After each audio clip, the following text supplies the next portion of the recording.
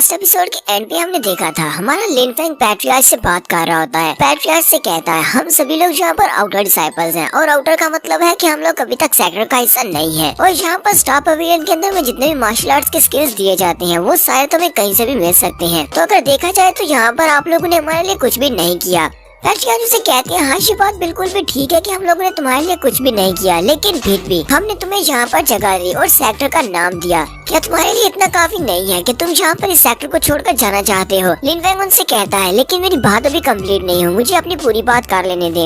लिन Feng patriarch से कहता है ये बात आपको भी पता है कि जिस दिन ऑफिशियल चू यहाँ पर आया था इनकियान के साथ और मुझे यहाँ से लेकर जाना चाहते थे, उस दिन एल्डर मोजी ने बड़ी आसानी के साथ मुझे यहाँ से उनके हवाले करने का फैसला कर दिया था, क्योंकि मैं सिर्फ एक आउटर डिसाइपल हूँ और मेरी उनकी नजर में कोई भी औकात नहीं है। अगर उस दिन वो मिस्टीरियस मास्टर वहाँ पर मेरी हेल्प करने के लिए नहीं आता तो एल्डर मोजी ने उसी वक्त मुझे वहीं पर मार दिया होता। पैट्रियार्च से कहते हैं हाँ ये बात भी बिल्कुल ठीक है। उसके बाद लिन फेंग कहता है जब दूसरी बार जब यहाँ पर बहुत सारे बीस्ट ने अटैक किया था उस वक्त मैं एक बड़े से बीस्ट के साथ फाइट कर रहा था, तो एल्डर मोजी ने अपनी स्पिरिट एनर्जी के साथ मुझे बांधकर एक इल्यूजनरी बीस्ट के सामने फेंक दिया। ये सब कुछ आपने वहाँ पर सबने अपनी आंखों से देखा, लेकिन ये तो अच्छी बात है कि पता नहीं किसी तरह से उस अटैक से बच गया। लेकिन एल्डर मोजी ने वहाँ पर ये सब कुछ मेरे साथ इसलिए किया क्योंकि मैं एक आउटर डिसाइपल हूँ।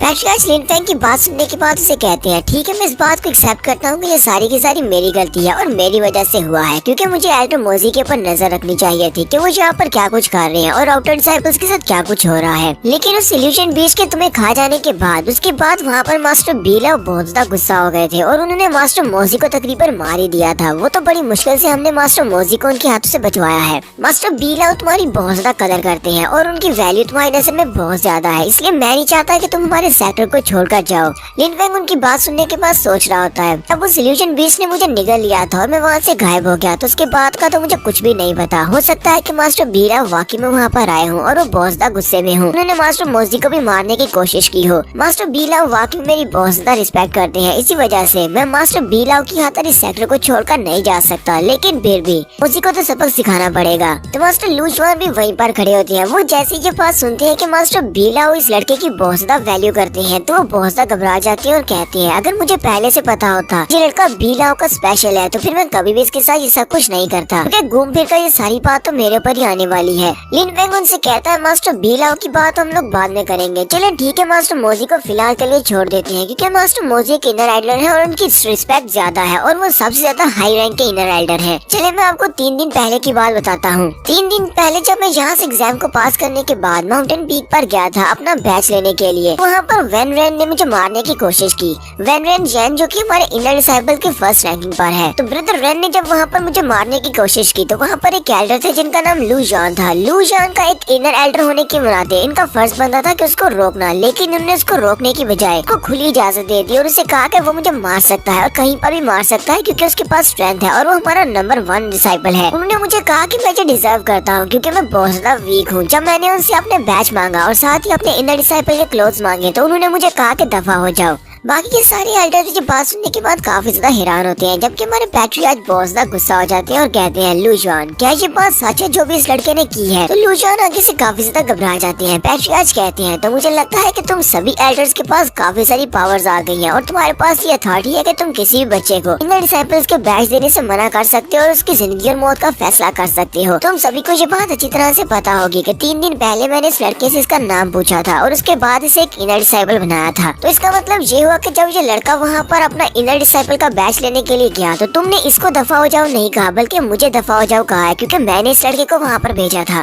पैट्रियार्च लिन फेंग से कहते हैं ठीक है मैं तुम्हारी बात को नोट कर लिया है, मैं इसके ऊपर कुछ न कुछ एक्शन जरूर लूंगा। लिन फेंग कहता है पैट्रियार्च आपको पता होगा कि मुझे इस वक्त किस तरह महसूस हो रहा होगा। पैट्रियार्च से कहते हैं लिन फेंग मुझे बताओ कि तुम क्या चाहती हो कि मैं तुम्हारे लिए क्या करूं? लिन फेंग पैट्रियार्च से कहता है पैट्रियार्च आपने एक बार मुझसे कहा था कि अगर मेरे पास बहुत ज्यादा स्ट्रेंथ होगी तो सभी लोग मेरी रिस्पेक्ट करेंगे, मैं सिर्फ स्ट्रेंथ के बलबूते पर ही अपनी रिस्पेक्ट हासिल कर सकता हूँ। लेकिन मुझे एक बात तो बताएं कि आज आपके पास जितने भी डिसाइपल्स हैं, जितने भी कोर डिसाइपल्स हैं, सभी के सभी लोग कहाँ से आए हैं? वो सभी लोग कभी आउटर डिसाइपल हुआ करते थे और वो लोग बॉटम से अब तक पहुँचे हैं और उन सभी के साथ भी ऐसा ही हुआ था। जब वो आउटर डिसाइपल थे, जब वो वीक थे तो आपके सेक्टर ने उनकी जरा भी रिस्पेक्ट नहीं की, बिल्कुल मेरी ही तरह। जब वो कमजोर थे और सेक्टर ने उनकी रिस्पेक्ट नहीं की तो आप उन लोगों से कैसे एक्सपेक्ट कर सकते हैं कि जब वो स्ट्रॉन्ग हो जाएंगे तब वो सेक्टर की रिस्पेक्ट करेंगे। यहाँ पर आप किसी को भी बेटर रिसोर्सेज देने की बात करें तो आपके कोर डिसाइपल्स भी आपको छोड़कर चले जाएंगे, क्योंकि वो आपके सेक्टर की रिस्पेक्ट नहीं करते। आपके सेक्टर ने उनके कमजोर वक्त में उनकी रिस्पेक्ट नहीं की। पैट्रियार्च उसकी बात सुनने के बाद सोच रहे होते हैं ये लड़का बिल्कुल ठीक बात कर रहा है। जब ये बच्चे आउटर डिसाइपल थे और बहुत ज्यादा वीक थे, हम इनके ऊपर ध्यान नहीं देते थे और ना ही किसी की रिस्पेक्ट करते थे कि ये बड़े होकर बहुत ज्यादा स्ट्रॉन्ग हो सकते हैं। इसी वजह से वेन रेन जैन ये कितना ज्यादा एरोगेंट हो चुका है, जबकि हमारे पास जो कोर डिसाइपल्स हैं वो भी बहुत ज्यादा एरोगेंट है और उनमें से कोई भी सेक्टर की रिस्पेक्ट नहीं करता। तो लिन फेंग यहाँ पर पैट्रियार्च को रूल्स के बारे में बताता है कि आपको यहाँ पर रूल्स को इम्प्लीमेंट करवाना चाहिए। सभी के लिए रूल्स एक जैसे होने चाहिए। अगर कोई स्टूडेंट गलती करता है तो उसे सजा दी जाए, लेकिन अगर कोई एल्डर गलती करता है तो उसे भी सजा दी जाए। आप लोगों ने ये सिस्टम बिल्कुल गलत रखा हुआ है कि जो स्ट्रॉन्ग है वो यहाँ पर कुछ भी कर सकता है और उसे हर एक काम करने की आजादी है।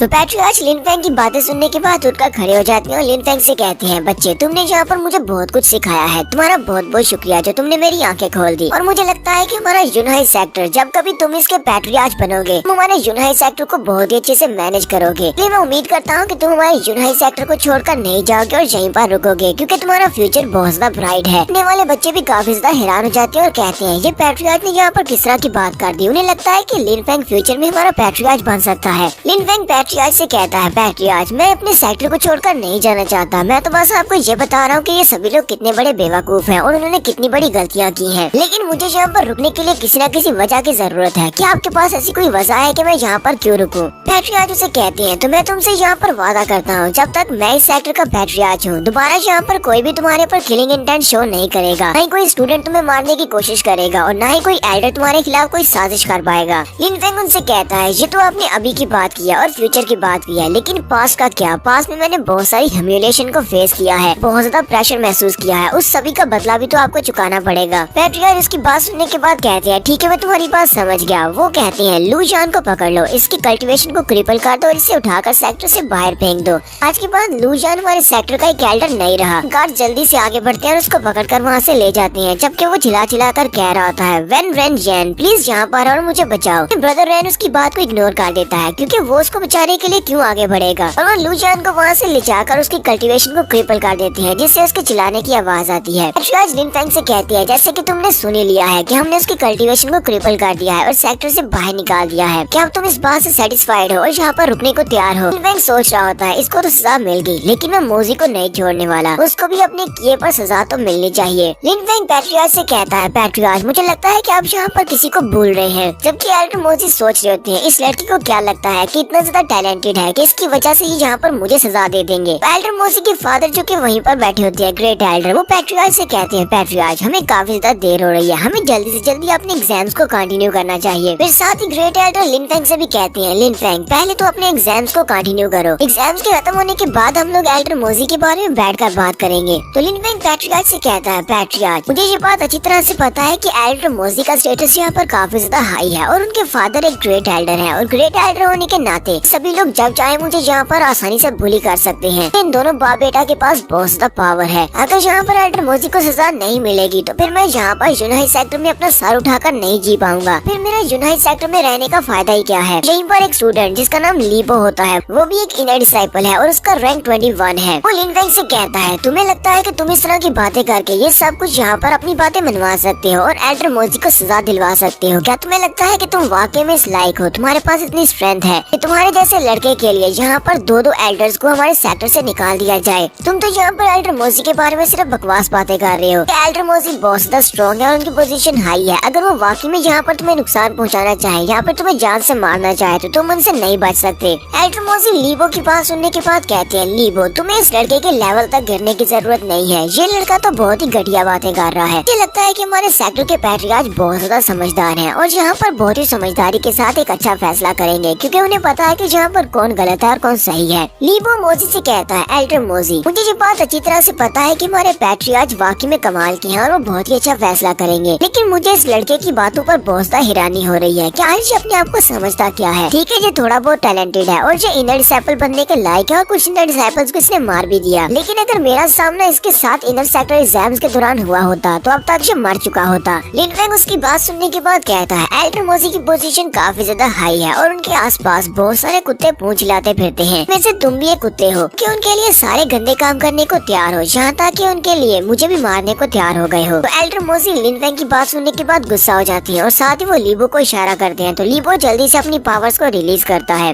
और साथ ही वो पैट्रियार्च से कहता है, पैट्रियार्च वैसे तो मुझे इस लड़के के साथ फाइट करने में कोई भी इंटरेस्ट नहीं है, लेकिन इस लड़के ने मुझे यहाँ पर एक कुत्ता कहा है और इसी वजह से मेरी इज्जत को ठेस पहुँची है। मैं इस लड़के को यहाँ पर हराना चाहता हूँ। मैं इस लड़के को लाइफ एंड डेथ अरीना में चैलेंज करना चाहता हूँ। उसके लिए मुझे आपकी इजाजत की जरूरत है। प्लीज पैट्रियार्च मुझे अलो करें। पैट्रियार्च लीबो की बात सुनने के बाद सोच रही होती है। लीबो काफी ज्यादा स्ट्रॉन्ग है, इनर डिसाइपल्स के रैंक में 21 नंबर पर है। इस वक्त वो अपनी सेकंड सोल लेयर पर है। मुझे नहीं लगता कि लिन फेंग इसको आसानी से हरा पाएगा, क्योंकि लिन फेंग अपनी सोल लेयर के फर्स्ट लेवल पर है। क्योंकि लिन फेंग ने अभी तक अपनी पावर्स शो नहीं करवाई, इसलिए पैट्रियार्च को इस बारे में नहीं पता कि लिन फेंग भी अपनी सोल लेयर के थर्ड लेवल पर पहुंच चुका है। लिन फेंग पैट्रियार्च के चेहरे के एक्सप्रेशंस देखने के बाद कहता है, पैट्रियार्च हालांकि मुझे भी इस लड़के के साथ फाइट करने में कोई भी दिलचस्पी नहीं है, लेकिन ये लड़का यहाँ पर इस बात को साबित करने के लिए मुझसे फाइट करना चाहता है कि एल्डर मोजी ने मेरे साथ कुछ भी गलत नहीं किया। मैं बस यहाँ पर बकवास कर रहा हूँ और ये भी बात साबित करना चाहता है कि ये एल्डर मोजी का कुत्ता नहीं है। मैं इसके चैलेंज को एक्सेप्ट करने को तैयार हूँ, तो ठीक है, इसलिए प्लीज आप इसकी रिक्वेस्ट को एक्सेप्ट कर लें और मुझसे फाइट करने दें। पैट्रियार्च लिन फेंग की तरफ देखते हैं और कहते हैं, ये लड़का तो काफी ज्यादा कॉन्फिडेंट है, चलो ठीक है। वो लीबो से कहते हैं, ठीक है मैं तुम्हारी रिक्वेस्ट को एक्सेप्ट करता हूँ। लीबो ये बात सुनते ही बड़ी स्पीड से एरिना में चला जाता है। लीबो नीचे उतरने के बाद अपनी इलेक्ट्रिक एनर्जी को रिलीज करते हुए लिन फेंग से कहता है, लिन फेंग जैसा कि पैट्रियार्च ने प्रूव किया है, हम लोग लाइफ एंड डेथ अरीना में फाइट कर रहे हैं और इस फाइट का अंजाम एक दूसरे की मौत बारी होगा। आज यहीं पर तुम्हारा अंत होने वाला है, तुम यहीं पर मरोगे। तुम्हारा मरना तो यहाँ पर तय है, क्योंकि तुम एक जूनियर डिसाइपल हो जो अभी अभी इनर डिसाइपल बने हो, जबकि मैं अपनी सोल लेयर के थर्ड लेवल पर हूँ। लिन फेंग से कहता है, अगर यहाँ पर बकवास करने की बात की जाए तो वाकई में तुम इस कंपटीशन को जीत सकते हो। साथ ही लिन फेंग अपनी पाम टेक्निक को रेडी करते हुए उसके ऊपर अपनी पाम से एनर्जी फेंकता है। लीबो अपने हाथ को सामने की तरफ करते हुए उसकी एनर्जी को डिफ्लेक्ट कर लेता है और कहता है, ये तो बस एक छोटी सी ट्रिक थी, तुम्हें क्या लगा था कि तुम अपनी इस एनर्जी के साथ मुझे हर्ट कर सकते हो। साथ ही लीबो अपने हाथ के अंदर अपनी एनर्जी को इकट्ठा करता है और अपनी एनर्जी के साथ एक बड़ी सी खोपड़ी बना लेता है और उसी खोपड़ी के साथ ही अपने पंजे को आगे बढ़ाता है ताकि वो लिन फेंग के ऊपर अटैक कर सके। और उसके हाथों के अंदर से काफी सारी इलेक्ट्रिक पावर निकल रही होती है, क्योंकि लिन फेंग उसके सामने बड़ी आराम से खड़ा होता है। वो वहीं पर अपने स्पेशल स्किल को यूज करता है और रोरिंग थंडर स्किल को यूज करते हुए अपने सामने बहुत सारी तलवारें बना लेता है जो कि उसकी प्रोटेक्शन शील्ड होती है और लीबो का अटैक उस तक नहीं पहुंच पाता। जैसे लीबो का अटैक उसके शील्ड के साथ टकराता है, लिन फेंग अपनी एनर्जी को इंक्रीज करता है तो उस शील्ड के अंदर से बहुत सारी एनर्जी सर्ज निकलती है और लीबो भी पीछे की तरफ हट जाता है और काफी ज्यादा जख्मी हो जाता है। वो काफी ज्यादा हैरान होता है कि यहाँ पर हो क्या रहा है। इस लड़के के पास जो स्वर्ड की फोर्स है वो तो बहुत ज्यादा है। लीबो जख्मी होने के बाद जब पीछे हटता है वो लिन फेंग से कहता है, तुम अपनी सोल लेयर के फर्स्ट लेवल पर नहीं हो,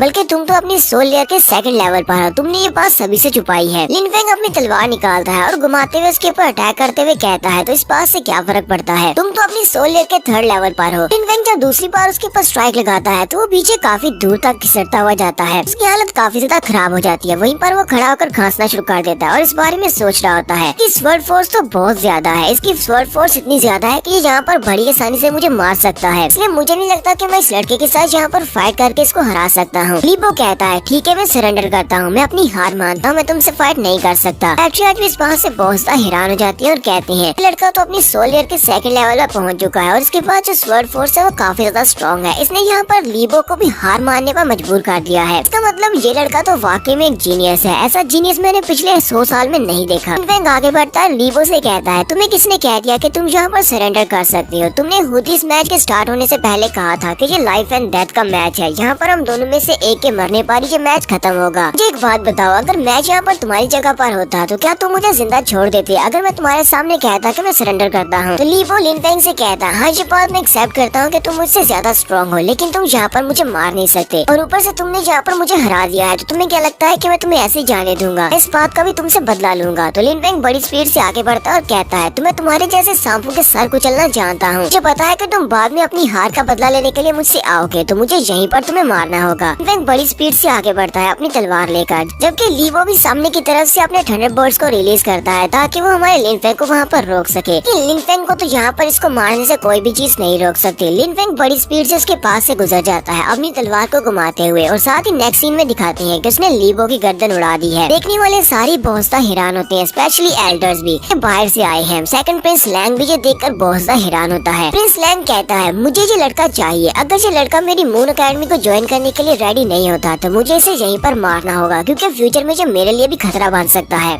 तो लिन फेंग लीबो को मारने के बाद पैट्रियार्च से कहता है, अगर मास्टर मोजी यहीं पर जुनहाई सेक्टर में रहेंगे तो मैं इस सेक्टर को ज्वाइन करने को तैयार नहीं हूँ। मैं इस सेक्टर को ज्वाइन नहीं करूँगा, मैं चला जाऊँगा। और अगर अभी भी किसी को इस बात का शक है कि मैं एल्डर मोजी की जगह नहीं ले सकता, मैं यहाँ पर आपको साबित कर सकता हूँ कि मुझे यहाँ पर जुनहाई सेक्टर में रखने से एल्डर मोजी से ज्यादा ही फायदा होगा। तो लिन फेंग वहाँ पर उन सभी से कहता है, जैसे कि तुम सभी लोग देख सकते हो कि मैं लाइफ एंड डेथ अरीना में खड़ा हूँ। मैं यहाँ पर खड़े होकर जितने भी इनर डिसाइपल्स हैं, स्पेशली रैंक्ड वाले, उन सभी को चैलेंज करना चाहता हूँ। तुम में से जो भी मुझसे फाइट करना चाहता है, जिसको लगता है कि मुझे हरा सकता है, वो यहाँ पर आए और मेरे साथ फाइट करे। लेकिन एक बात याद रखना, हमारी फाइट लाइफ एंड डेथ होगी। तो यहीं पर इनर डिसाइपल रैंक 6 भी खड़ा होता है, जबकि उसके साथ कुछ और लड़के होते हैं। वो लोग कहते हैं ये लड़का तो कुछ ज्यादा ही एरोगेंट है, जो कि इसने यहाँ पर सभी को चैलेंज कर दिया। कि एक दूसरा लड़का कहता है, लगता है कि लिन फेंग ने अभी तक अपनी मार्शल स्पिरिट को रिलीज नहीं किया, कि हमें नहीं पता कि ये कितना स्ट्रॉन्ग हो सकता है। लिन फेंग ब्रदर रेन से कहता है, ब्रदर रेन, जब मैं वहाँ पर था तो तुमने मुझे कचरा कहा था और कहा था कि तुम जब चाहे मुझे मार सकते हो क्योंकि मैं बहुत ज्यादा वीक हूँ। और तुमने कहा था कि मैं तुम्हारे सामने अपने घुटने टेकूं और 10 बार माफी की भीख मांगू, तब तुम मुझे छोड़ोगे। अब यहाँ पर मैं तुम्हें एक बहुत ही अच्छा मौका दे रहा हूँ। अगर तुम मुझे मारना चाहती हो, तुम्हारे अंदर इतनी ज्यादा हिम्मत है, तो फिर यहाँ पर आ जाओ, सभी के सामने इस बात को साबित करो कि तुम मुझे मार सकते हो। ब्रदर रेन से कहता है, तुम कुछ ज्यादा ही ओवर कॉन्फिडेंट हो। तुम्हें क्या लगता है कि लीबो को मारने के बाद तुम बहुत ज्यादा स्ट्रॉन्ग हो जाओगे? इस तरह तुम मेरी नजर में एक कचरे हो, उसी तरह लीबो भी मेरी नजर में एक कचरे से ज्यादा कुछ भी नहीं था। इसलिए तुम अभी तक इस लायक नहीं हो कि मैं तुमसे फाइट करूं। साथ ही वो अपने साथियों से कहता है, तुम में से कोई वहाँ पर जाओ और जाकर इस लड़के को मार डालो, मेरे लिए ये करना होगा। यहाँ पर वो सभी लोग एक दूसरे से कहना शुरू कर देते हैं कि तुम जाओ। दूसरा से कहता है, नहीं तुम जाओ। नंबर 6 कहता है, ठीक है मैं वहाँ पर जाता हूँ। तो उस लड़के का नाम क्या होता है? उस लड़के को मैड ब्लेड कहा जाता है। उसका नाम असल टोंग शू है कि वो बड़े से ब्लेड को यूज करता है, इसी वजह से उसका निक नेम मैड ब्लेड है। वो जल्दी से जंप करते हुए लाइफ एंड डेथ अरीना में आ जाता है। ब्रदर रेन उसे कहता है, लेकिन मैं चाहता हूँ कि तुम उस लड़के को मारो मत, बस उसके हाथ पांव काट देना और उसकी हालत इतनी ज्यादा बुरी कर देना कि मरने से पहले उसके अंदर बस इतनी सी लाइफ फोर्स होनी चाहिए कि वो मेरे सामने झुककर अपने घुटने टेककर माफी मांग सके, और उसके बाद उसे मार देना। मैड ब्लेड उसे कहता है, हाँ क्यों नहीं, मैं ऐसा ही करूँगा। तो मैड ब्लेड लिन फेंग के सामने आकर खड़ा हो जाता है और अपने ब्लेड के ऊपर से पट्टी उतारते हुए कहता है, काफी लंबे अरसे से आपने इस ब्लेड को यूज नहीं किया, तुम्हें तो इस बारे में बहुत ज्यादा आदर फील करना चाहिए कि तुम्हारे साथ फाइट में मैं इस ब्लेड को यूज करने वाला हूँ। लिन फेंग भी अपनी तलवार निकालता है और उसे कहता है, तो मुझे बताओ, क्या तुम यहाँ पर लाइफ एंड डेथ मैच खेलना चाहते हो या फिर दूसरे की तरह सरेंडर करोगे? मैड ब्लेड अपना ब्लेड निकालता है और उसे कहता है, क्या तुम्हें लगता है कि मैं यहाँ पर तुम्हारे साथ कोई गेम्स खेलने के लिए आया हूँ? हमारा मैच लाइफ एंड डेथ का ही होने वाला है। तो अपने ब्लेड को निकालता है और साथ ही वो फ्लेम एनर्जी को रिलीज करते हुए कहता है, आज मरने से पहले मैं तुम्हें दिखाऊंगा क्या है ब्लेड कल्टीवेशन किसको कहते हैं। चलो फाइट को स्टार्ट करते हैं। लिन फेंग जो उसके सामने खड़ा होता है वो उसे कहता है, चलो ठीक है फिर करते हैं, और वो सामने से गायब हो जाता है। जबकि हमारा मैड ब्लेड भी उसके सामने से गायब हो जाता है। वो दोनों बड़ी स्पीड के साथ एक दूसरे के साथ अपनी तलवारों को टकराते हैं। यहाँ पर एक जबरदस्त एनर्जी निकलती है। मैड ब्लेड लिन फेंग से कहता है, तुम्हारे हाथ में जो वेपन है उसे तलवार कहते हैं, जबकि मेरे पास जो है इसको ब्लेड कहते हैं। क्या तुम्हें पता है कि ब्लेड्स को सारी तलवारों या स्वर्ड्स का किंग कहा जाता है? लिन फेंग उसे कहता है, ये तो बहुत ही फनी बात है, मैंने कभी इस बारे में नहीं सुना। मैड ब्लेड गुस्से के साथ अपने ब्लेड को घुमाता है और कहता है, तो कुछ ज्यादा ही एरोगेंट हो। चलो ठीक है, आज मैं तुम्हें ये दिखाकर बताता हूँ। ब्लेड को बाकी सारे वेपन्स का किंग कहा जाता है। लिन फेंग अपनी गर्दन को नीचे झुकाते हुए उसके स्ट्राइक को अवॉइड करता है, लेकिन मैड ब्लेड की स्ट्राइक के अंदर से जो फोर्स निकलती है वो पीछे दीवार के ऊपर जाकर लगती है और वहाँ पर एक जबरदस्त धमाका होता है। लिन फेंग कहता है, इसके ब्लेड के अंदर से बहुत सारी फोर्स की एनर्जी निकल रही है। मैड ब्लेड उसे कहता है, तुम इसी बारे में सोच रहे होगे कि मेरे पास इतनी फोर्स की एनर्जी कैसे निकल सकती है? ये सब कुछ तुम्हारे ब्लेड के ऊपर डिपेंड करता है। एक तलवार के मुकाबले में ब्लेड बहुत ज्यादा पावरफुल होता है क्योंकि ये मजबूत होता है, इसी वजह से इसके अंदर से जो फोर्स निकलती है वो तलवार के मुकाबले में ज्यादा होती है। फिर साथ ही वो वहाँ पर अपनी मार्शल स्पिरिट को रिलीज करता है, जो कि वेपन टाइप की मार्शल स्पिरिट है, लेकिन है वो फ्लेम्स के ब्लेड को वो फ्लेम्स कवर कर लेती है। मैड ब्लेड लिन फेंग से कहता है, जब मैं अपनी मार्शल स्पिरिट को यहाँ पर रिलीज करूंगा तो मेरा ब्लेड पहले से ज्यादा पावरफुल हो जाएगा। उसका ब्लेड उस फायर के साथ कवर हो जाता है। साथ ही वो जंप करते हुए हमारे लिन फेंग के ऊपर अटैक करने के लिए आगे बढ़ता है। लिन फेंग अपनी तलवार को सामने करते हुए उसके अटैक को ब्लॉक करता है। ये दोनों यहाँ पर बार बार अपनी तलवारों को टकरा रही होती हैं और वहाँ पर अरीना में बहुत ज्यादा एनर्जी निकल रही होती है। देखने वाले काफी ज्यादा हैरान होते हैं कि अब यहाँ पर इस फाइट को कौन जीतने वाला है। दोनों के पास ही स्वर्ड फोर्स है और वो दोनों ही काफी ज्यादा पावरफुल है। तो लिन फेंग यहाँ पर फिर से अपने थंडर स्ट्राइक मूव को यूज करते हुए बहुत सारी तलवारें उसकी तरफ फेंकता है। मैड ब्लेड अपनी तलवार को घुमाते हुए अपनी फ्लेम्स के साथ उन सारी तलवारों को वहीं पर ब्लॉक कर लेता है। सिर्फ उन सारी तलवारों को वहाँ पर ब्लॉक करता है, बल्कि उसकी स्ट्राइक काफी ज्यादा पावरफुल होती है और वो आगे की तरफ बढ़ती है। लिन फेंग अपनी तलवार के साथ उसकी स्ट्राइक को वहाँ पर ब्लॉक करता है, लेकिन वो काफी दूर तक घसीटता हुआ उसके साथ ही जाता है। मैड ब्लेड उसके ऊपर अटैक करने के बाद उसे कहता है, क्या तुम्हें लगता है कि तुम्हारी तलवार मेरे ब्लेड का मुकाबला कर सकती है? लिन फेंग अपने कपड़ों के ऊपर से मिट्टी झाड़ते हुए से कहता है ये इतना भी ज्यादा स्पेशल नहीं है। मैड ब्लेड और भी ज्यादा गुस्सा हो जाता है और कहता है तुम तो अभी भी बहुत ज्यादा एरोगेंट हो। चलो ठीक है, मैं तुम्हें दिखाता हूँ कि मेरा ब्लेड और क्या कर सकता है। तो वहीं पर अपने स्पेशल मूव जिसका नाम फ्लेम ब्लेड फोर्स होता है उसको रिलीज करता है। हमने से बहुत सारी फ्लेम एनर्जी निकल रही होती है और फ्लेम एनर्जी की एक बहुत बड़ी दीवार बन जाती है और हमारा लिन फेंग उस एनर्जी की दीवार के सामने खड़ा होता है। थोड़ी देर तक तो वो दोनों ही एक दूसरे के साथ अच्छे से फाइट करते हैं, लेकिन मैड ब्लेड के पास जो ब्लेड फोर्स होती है वो लिन फेंग की स्वर्ड फोर्स से ज्यादा पावरफुल होती है। वो अपनी फायर पावर को साथ में रिलीज करते हुए हमने फोर्स की एक बड़ी सी वॉल बनाता है। लिन फेंग उस वॉल के सामने खड़ा होता है और यहीं पर हमारी एपिसोड का एंड हुआ था। तो लिन फेंग वहीं पर खड़े खड़े अपनी डार्क स्पिरिट को रिलीज करता है जो कि अब सेलेस्टियल डार्क स्पिरिट है और उसी के साथ ही यहाँ के डार्क स्पिरिट के साथ चमकना शुरू हो जाती है, जिससे वो सामने की तरफ देखकर उसके फ्लॉस को देख सकता है। वो उस बड़ी सी ओरा की दीवार के अंदर घूर कर देखता है तो उसे पता चलता है कि इसके अंदर कहीं पर वीकनेस है और खाली जगह है।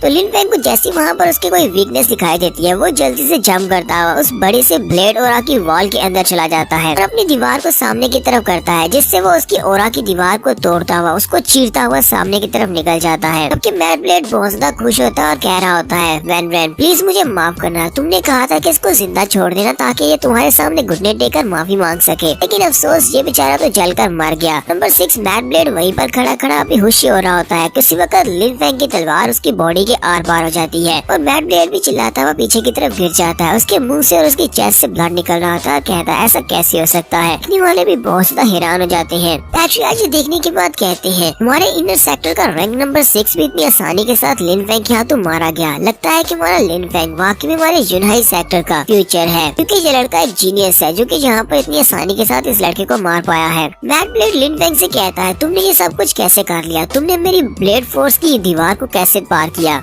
लिन फेंग उसे कहता है तुमने यहाँ पर ब्लेड फोर्स को यूज किया जब मैं यहाँ पर अपनी स्वर्ड फोर्स को यूज कर रहा था। ये दोनों ही फोर्सेस हैं जो कि फाइट में हमारी हेल्प करती हैं, लेकिन मैं जब अपनी तलवार को बाहर निकालता हूँ तो मैं किसी की जान लेने के लिए अपनी तलवार को निकालता हूँ। इसी वजह से मैं यहाँ पर जीत पाया हूँ और तुम हार चुके हो। और साथ ही लिन फेंग अपनी तलवार को घुमाता है और उसका गला भी काट देता है ताकि वो जल्दी से वहाँ पर मर जाए। तो लिन फेंग उसको मारने के बाद फिर से ऊपर की तरफ देखता है और इन्हें डिसाइपल से कहता है क्या तुम में से कोई ऐसा है जो मुझसे फाइट करना चाहता है तो जल्दी से यहाँ पर नीचे आ जाओ। लेकिन वो सारे डर के मारे पीछे की तरफ हटना शुरू हो जाते हैं। यहीं पर इनर डिसाइपल्स के रैंक नंबर 2 को भी दिखाया जाता है जो कि बहुत सा घबराया हुआ होता है। वो कहता है अगर मैड ब्लेड के साथ मेरी फाइट होती तो मुझे भी उसे हराने में बहुत ज्यादा मुश्किल होती है, क्योंकि मैड ब्लेड इतना भी कमजोर नहीं था, लेकिन इस लड़के लिन फेंग ने उसे इतनी आसानी से हरा दिया। इसका मतलब तो ये है कि ये लड़का उससे भी ज्यादा स्ट्रॉन्ग है और ये मेरे से भी ज्यादा स्ट्रॉन्ग है और अब सिर्फ ब्रदर रैन ही उसके साथ फाइट कर सकता है। लिन फेंग कहता है अब तो इनमें से कोई भी मुझसे फाइट नहीं करना चाहता, तो ब्रदर रैन चलो जल्दी से यहाँ पर आ जाओ। अब तुम्हें पता चल गया ना कि मैं तुमसे फाइट करने के लायक हूँ। तुम मुझे मारना चाहते थे क्योंकि तुम्हें लगता है कि तुम मुझसे ज्यादा स्ट्रॉन्ग हो। अब जबकि मैं तुमसे ज्यादा स्ट्रॉन्ग हूँ तो इसका मतलब यह है कि मैं भी तुम्हें मार सकता हूँ। मैं तुम्हें चैलेंज करता हूँ, चलो जल्दी से लाइफ एंड डेथ अरीना में आ जाओ। ब्रदर रैन उसके चैलेंज को एक्सेप्ट करता है और जंप करता हुआ अरीना के सेंटर में चला जाता है। हमारा लिन फेंग और हमारा रैन दोनों एक दूसरे के आमने सामने है। ब्रदर रैन वहाँ पर आने के बाद उसे कहता है आज मैं यहाँ पर इन सभी लोगों के सामने तुम्हारी जान लूंगा और इन सभी को ये बात साबित करूंगा कि मैं ब्रदर रैन सबसे ज्यादा स्ट्रॉन्ग हूँ और स्ट्रॉन्ग होने के नाते मैं किसी की भी जान ले सकता हूँ। लिन फेंग उसे कहता है हाँ अगर यहाँ पर बातें करने का कंपटीशन होता तो फिर ठीक है, कोई भी तुम्हें उसमें नहीं हरा सकता क्योंकि तुम कुछ ज्यादा बकवास करते हो। रैन और भी ज्यादा गुस्सा हो जाता है और अपनी पावर्स को रिलीज करता है और कहता है चलो ठीक है अब बस बहुत हुआ, चलो जल्दी से फाइट को स्टार्ट करते हैं। लेकिन उसी वक्त पैट्रियार्च उठकर खड़े हो जाते हैं और उन दोनों से कहते हैं तुम दोनों यहाँ पर फाइट नहीं कर सकते, तुम दोनों ही हमारी यूनहाई सेक्टर की प्राइड हो और फ्यूचर हो। मैं चाहता हूँ कि तुम दोनों इस कंपटीशन को सिर्फ एक फ्रेंडली स्पार समझो और आपस में फाइट करो, एक दूसरे को हराने की कोशिश करो, मगर एक दूसरे की जान मत लेना। साथ ही पैट्रियार्च सोच रहे होते हैं वैन रेन जैन ये इनर सेक्टर्स का नंबर 1 डिसाइपल है और बाकी के सभी से बहुत ज्यादा स्ट्रॉन्ग है और बहुत ही जल्दी एक को डिसाइपल बनने वाला है। इसको यहाँ पर बिल्कुल भी नहीं खो सकता और ऊपर से लिन फेंग ने भी अपनी पावर को यहाँ पर साबित किया है कि वो बाकी सभी से बहुत ज्यादा स्ट्रॉन्ग है, इसी वजह से मैं उसको भी नहीं खो सकता। ब्रदर रैन पैट्रियार्च से कहता है पैट्रियार्च ये लड़का बार बार मुझे यहाँ पर साबित करने की कोशिश कर रहा है कि ये मुझसे ज्यादा स्ट्रॉन्ग है, ये अपने आप को मुझसे ज्यादा महान समझता है, तो क्या आपको क्या लगता है कि मैं इससे डरता हूँ जो इसके साथ फ्रेंडली स्पार करूंगा। पैट्रियार्च लिन फेंग से कहते हैं लिन फेंग चलो ठीक है फिर तुम्हें पीछे हटना होगा। लिन फेंग उनसे कहता है पैट्रियार्च मुझे लगता है कि आप अभी मुझे कुछ ज्यादा ही कम आंक रहे हैं। पैट्रियार्च क्या आपको लगता है कि मैं इस जैसे कचरे से हार सकता हूँ? ऐसा नहीं हो सकता, यहाँ पर हमें लाइफ एंड डेथ मैच की इजाजत दे। पैट्रियार्च लिन फेंग से कहते हैं, लिन फेंग, वेन रेन जेन ये अपनी सोल लेयर के 3rd लेवल के पीक पर है और इसके पास जो मार्शल स्पिरिट है वो बैम्बू स्पिरिट है। तुम्हें ब्लू बैम्बू स्पिरिट के बारे में तो पता होगा। ब्लू बैम्बू स्पिरिट बहुत ज्यादा पावरफुल होती है और इसने अपनी स्पिरिट को फुली अवेकन किया हुआ है, इसलिए तुम इसके सामने नहीं टिक पाओगे। अब मुझे पता है कि तुम एक जीनियस हो, लेकिन फिलहाल तुम इसको नहीं हरा सकते, तुम्हें और ज्यादा प्रैक्टिस की जरूरत है। लिन उनकी बात सुनने के बाद सोच रहा था। पैट्रियार्च ने मुझे इसकी मार्शल स्पिरिट के बारे में बताया, जो कि बैम्बू स्पिरिट बीस्ट होती है। एक ब्लू कलर का स्नेक होता है जो कि बैम्बूज में रहता है। इसका पॉइजन बहुत ज्यादा पावरफुल होता है। तो यहीं पर हमारे ब्रदर वेन रेन जेन की मास्टर भी आ जाती है। मास्टर वहाँ पर आकर पैट्रियार्च से कहती है, पैट्रियार्च आप मेरे बच्चे को यहाँ पर फाइट करने से क्यों रोक रहे हैं? हमारे यूनाई सेक्टर में ऐसा कोई भी रूल नहीं है कि अगर 2 बच्चे एक दूसरे को चैलेंज करके डेथ अरीना में फाइट करना चाहते हैं तो पैट्रियार्च उन्हें रोक सके। इस लिन फैमिली के लड़के ने मेरे डिसाइपल की यहाँ पर बहुत ज्यादा इंसल्ट किया है, इसी वजह से चाहती हूँ कि आप मेरे स्टूडेंट को फाइट करने की इजाजत दें ताकि ये दोनों यहाँ पर लाइफ एंड डेथ अरीना में फाइट कर सके। पैट्रियार्च कहते हैं, ये बुढ़िया यहाँ पर क्या कर रही है? ये यहाँ पर आकर बात को और ज्यादा बिगाड़ रही है। तो बूढ़ी मास्टर पैट्रियार्च से कहती है, पैट्रियार्च मैं तुम्हें फिर से कह रही हूँ, हमें जूनियर्स की फाइट में इंटरवीन नहीं करना चाहिए, हमारे सेक्टर का मजाक उड़ाया जाएगा, इन दोनों को फाइट करने दो। तो यहीं पर मास्टर बीलाओ की एंट्री भी होती है। मास्टर बीलाओ वहाँ पर आते हैं और उसे कहते हैं, बुढ़िया तुम यहाँ पर क्या कर रही हो? अगर तुम पैट्रियार्च को इस सब में इंटरफेयर नहीं करने देना चाहती फिर तुम्हारा यहाँ पर क्या काम है? वो भी वहीं पर उस बुढ़िया के पास ही लैंडिंग करते हैं। पैट्रियार्च भी मास्टर बीलाओ को वहाँ पर देखकर काफी ज्यादा हैरान होती है और कहते हैं, पर लिन फेंग और वेन रेन जेन के दरमियान में फाइट होने वाली है, इसी वजह से 2 बहुत ज्यादा पावरफुल प्रोटेक्टर्स यहाँ पर आ चुके हैं। मास्टर बीलाओ वहाँ पर आने के बाद लिन फेंग से कहते हैं, लिन फेंग तुम्हें इस बारे में क्या लगता है? तो तुम इस लड़की के साथ फाइट न करने का फैसला करते हो तो मैं तुम्हें इस लड़के से बचाऊंगा, चाहे कुछ भी हो जाए। लिन फेंग उनसे कहता है, मास्टर बीलाओ आपका बहुत बहुत शुक्रिया, लेकिन मैं यहाँ पर इस लड़की के साथ फाइट करते हुए मरना पसंद करूंगा के बजाय कि डर कर पीछे हटूं। मास्टर बीलाओ से कहते हैं, चलो ठीक है, अगर तुम्हें ऐसा लगता है तो तुम इसके साथ फाइट कर सकते हो, मेरी तरफ से तुम्हें पूरी इजाजत है, लेकिन तुम्हारे पास अभी भी एक मौका है कि तुम पीछे हट सकते हो, मैं तुम्हें हर हाल में प्रोटेक्ट करूंगा। लिन फेंग बीलाओ से कहता है, नहीं मुझे फिर भी इसके साथ फाइट करनी है, क्योंकि हमारा लिन फेंग सोच रहा होता है अपने सेक्टर के नंबर 1 डिसाइपल के साथ फाइट करने का मौका बार बार नहीं मिलता और ऊपर से इसके पास एक बहुत ही स्पेशल मार्शल स्पिरिट है जो कि बैम्बू स्पिरिट है। अब तो देखो है बैम्बू बीस्ट स्पिरिट कितनी ज्यादा पावरफुल है। मास्टर बीलाओ से कहते हैं, ठीक है, अगर तुम यहाँ पर इस फाइट को जीत जाते हो तो मोजी को निकालने में मैं तुम्हारी हेल्प करूंगा, मोजी को सेक्टर से निकाल दिया जाएगा। मास्टर मोजी भी ये बात सुनने के बाद बहुत ज्यादा गुस्सा होते हैं। मास्टर बीलाओ बुढ़िया से कहते हैं, बुढ़िया अगर मेरा स्टूडेंट लिन फेंग यहाँ पर तुम्हारे स्टूडेंट के हाथों हार जाता है और वो उसे मारने वाला भी होगा तब भी मैं फाइट में इंटरफियर नहीं करूंगा, तुम्हारा स्टूडेंट चाहे तो उसकी जान ले सकता है, लेकिन तुम्हें भी वादा करना होगा अगर तुम्हारा स्टूडेंट यहाँ पर हारता है तो तुम भी फाइट में दाखिल नहीं होगी। बुढ़िया उसे कहती है, हाँ क्यों नहीं, वैसे भी मेरा स्टूडेंट इससे हारने नहीं वाला, वो बहुत ज्यादा स्ट्रॉन्ग है। उनके पैट्रियार्च कहते हैं, लगता है कि मुझे यहाँ पर कोई पैट्रियार्च समझता ही नहीं है, कोई मेरे ऑर्डर्स को फॉलो नहीं करता। मास्टर बीलाओ कहते हैं, अब जबकि सब कुछ सेटल हो चुका है, ठीक है तुम दोनों फाइट कर सकते हो। लिन फेंग और वेन रेन दोनों ही अपनी पावर्स को रिलीज करते हैं। वेन रेन जैसे वहाँ पर अपनी मार्शल स्पिरिट को रिलीज करता है तो उसकी आंख को दिखाते हैं कि उसकी आंख चमक रही होती है। वेन रेन के पास यहाँ पर ब्लू बैम्बू बीस्ट की स्पिरिट पावर है। ब्लू बैम्बू बीस्ट स्पिरिट के पॉइजन की वजह से वो अपने सामने वाले दुश्मन को पैरालाइज कर सकता है और अपनी आंख में उसने जो अपना कलर शो करवाया है उसी की वजह से वो अगर सामने को घूर कर देखेगा तो सामने वाला पैरालाइज हो जाएगा। वेन रेन लिन फेंग से कहता है, आज मैं यहाँ पर इन सभी को बता दूंगा कि यहाँ पर एक जीनियस का मतलब क्या होता है और तुम्हें पता चलेगा कि जीनियस क्या होता है। लिन फेंग उसकी तरफ देखता और कहता है, इसकी मार्शल स्पिरिट तो कुछ ज्यादा ही अजीब सी है, इसकी तरफ देखकर ही मुझे बहुत ज्यादा अजीब महसूस हो रहा है। तो रेन उसके सामने खड़ा होता है और लिन फेंग से कहता है, लिन फेंग जरा मेरी तरफ देखो। लिन फेंग जैसे उसकी आंखों की तरफ देखता है तो उसकी आंखों के साथ साथ पॉइजन रिलीज होता है कि लिन फेंग की बॉडी के ऊपर इफेक्ट करता है। लिन फेंग वहीं पर पैरालाइज हो जाता है। तब लिन फेंग को समझ आती है कि वो पैरालाइज हो चुका है। उसी वक्त ब्रदर रेन उसको एक जबरदस्त किक मारता है जिससे हमारा लिन फेंग पीछे की तरफ काफी दूर तक धकेला जाता है क्योंकि उसने अपनी तलवार को सामने निकाल कर उसके अटैक को ब्लॉक किया होता है, लेकिन फिर भी वो काफी दूर तक जाकर गिरता है और फिर उससे उठकर सामने की तरफ आगे बढ़ता है ताकि वो ब्रदर रेन के ऊपर अटैक कर सके। तो वो जैसे ही उसके करीब पहुंचता है अपनी तलवार को घुमाता है और उसके ऊपर अटैक करता है। तलवार उसकी गर्दन के करीब जाकर रुक जाती है क्योंकि फिर से वो पैरालाइज हो जाता है। लिन फेंग की तलवार तो वहीं पर रुक जाती है, लेकिन ब्रदर रेन उसके मुंह पर एक जबरदस्त पंच मारता है और हमारा लिन फेंग फिर से पीछे जाकर गिरता है। पैट्रियार्च भी सोच रही होती है, जैसा कि मैंने सोचा था, लिन फेंग अभी तैयार नहीं है, वो रेन का मुकाबला करने के लायक नहीं। जबकि रन की बूढ़ी मास्टर भी वहाँ पर काफी ज्यादा खुश होती है।